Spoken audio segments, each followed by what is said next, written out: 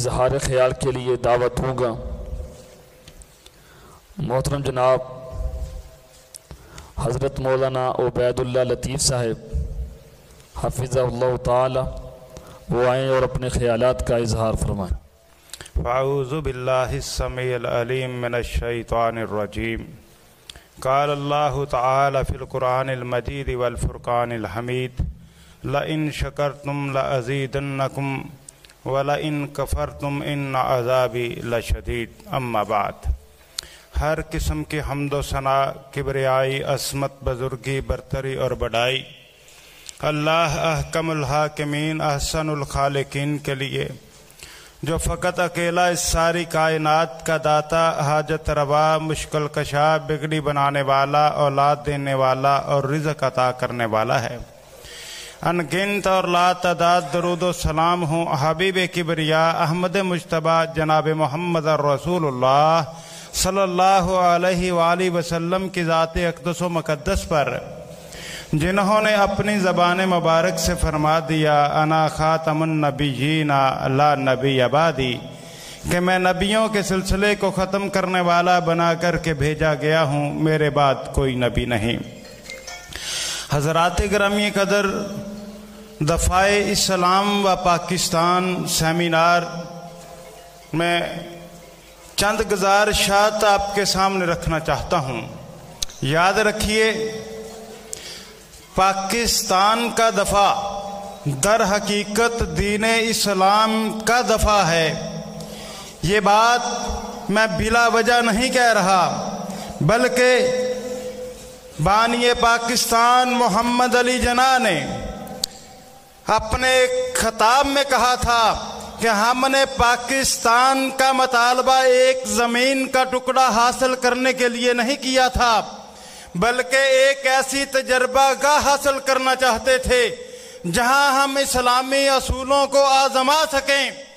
مارچ 1944 میں علی گڑھ میں خطاب کرتے ہوئے بانی پاکستان نے کہا، آپ نے غور فرمایا ہے کہ پاکستان کے مطالبے کا محرک اور مسلمانوں کے لیے جداگانہ مملکت کی وجہ کیا تھی؟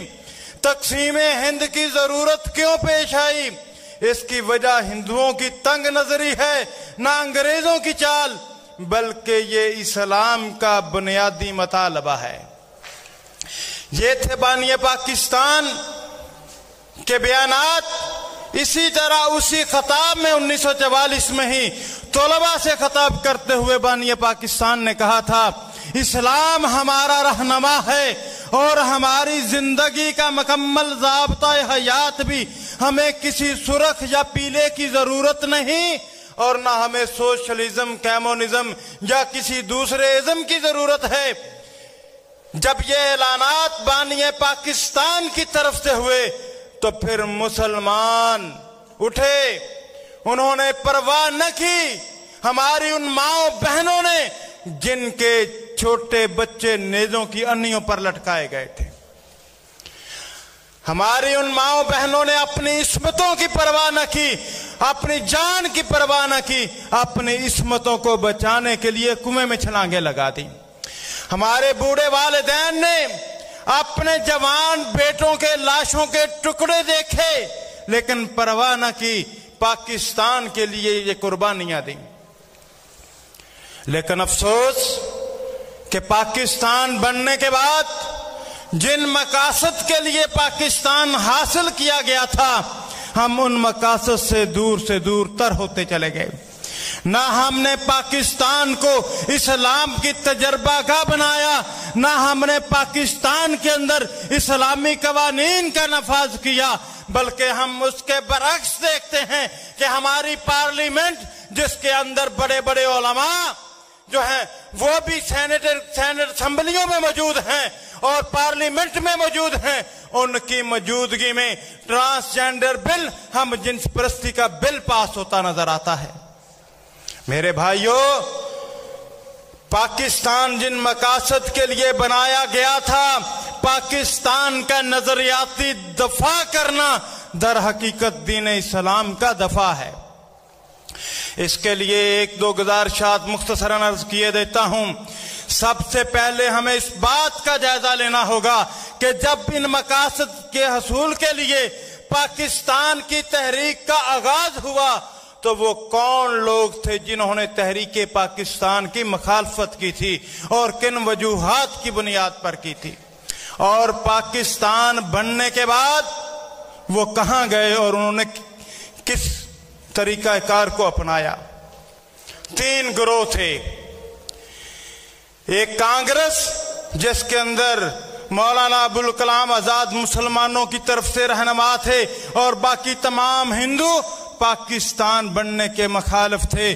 اسی طرح مجلس احرار اسلام وہ بھی پاکستان کے مخالف تھے، لیکن ان کا نظریہ یہ تھا کہ ہم نے انگریز سے آزادی حاصل کر کے پورے بر صغیر پر قابض ہونا ہے، لیکن بر صغیر پر قابض ہونے کے لیے نہ ان کے پاس کوئی پلیٹ فارم تھا، نہ وسائل تھے، نہ وہ اصول و ضوابط تھے کہ جن بنیادوں پر وہ پورے بر صغیر پر جو ہے وہ قابض ہو سکیں۔